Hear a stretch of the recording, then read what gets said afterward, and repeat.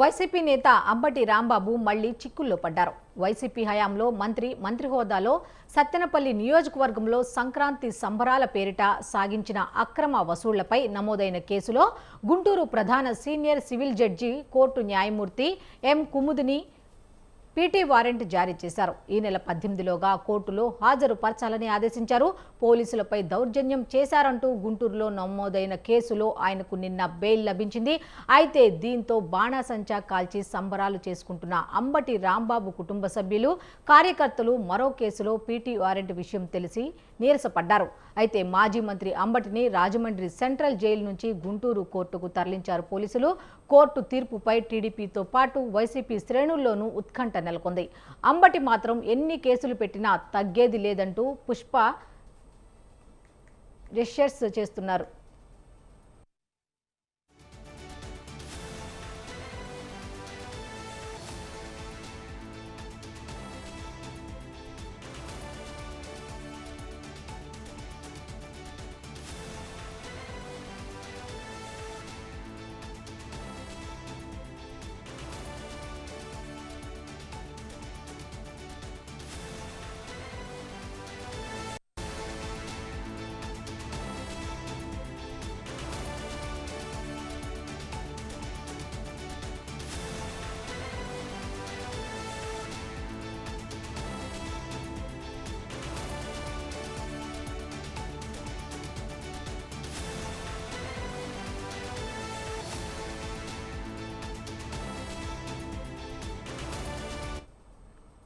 అయితే అంబటి కేసులకు సంబంధించి మరిన్ని డీటెయిల్స్ మా కరెస్పాండెంట్ వీరస్వామి అందిస్తారు. వీరస్వామి, చెప్పండి.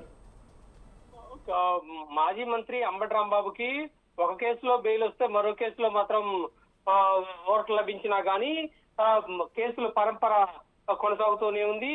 ఈ నేపథ్యంలో 2023లో ఏదైతే ఉందో లక్కీ డ్రాలో దాదాపు పెన్షన్ డబ్బుల నుంచి 200 రూపాయల డబ్బులు తీసుకున్నాడని చెప్పేసి అతని మీద ఆరోపణలు వచ్చాయి. ఈ నేపథ్యంలో జనసేన అధ్యక్షుడు గాది వెంకటేశ్వరరావు ఫిర్యాదుతో మాత్రం అతని మీద కేసు నమోదైన పరిస్థితి నెలకొంది.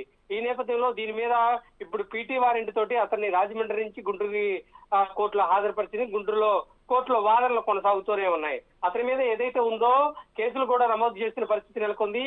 గతంలో చూసుకున్నట్టయితే మాత్రం అతని మీద prize chits and money circulation scheme నిషేధ చట్టం కింద కేసు నమోదు చేసిన పరిస్థితి నెలకొంది. 14 మందిని విచారణ చేసిన తర్వాత ఇతన్ని కేసు నమోదు చేశారు. ఈ నేపథ్యంలో ఐపీసీ 420, 506, 109, 267 సెక్షన్ల కింద కూడా కేసు నమోదు చేసిన పరిస్థితి నెలకొంది. ఈ నేపథ్యంలో కొత్తగా కొన్ని సెక్షన్లు కూడా యాడ్ చేశారు. అతనికి తప్పనిసరిగా రిమాండ్ విధిస్తారని చెప్పేసి ఒక చర్చ నడుస్తోంది. మా వాదనలు కొనసాగిన తర్వాత అనంతరం తీర్పు ఏం వస్తుంది అనేది వేచి చూడాల్సిన అవసరం ఎంతైనా ఉంది. కానీ వైసీపీ టీడీపీలో నేతల్లో కూడా ఒక ఆసక్తి నెలకొంది. ఈ నేపథ్యంలో ఇప్పటికే కేసుల నుంచి కూడా దాదాపు 2 కేసుల నుంచి కూడా చిక్కుముడి నుంచి కూడా బయటకు వచ్చిన పరిస్థితి నెలకొంది. 2 కేసుల్లోనూ బెయిల్ ఇచ్చారు. కానీ మరికొద్ది సేపట్లో ఈ రోజు బయటకు వస్తాడనగా సత్తెనపల్లి పోలీసులు మాత్రం అనూహ్యంగా అతని మీద పీటీ వారెంట్ వేసేసి అతన్ని కోర్టులో హాజరుపరిచిన పరిస్థితి నెలకొంది.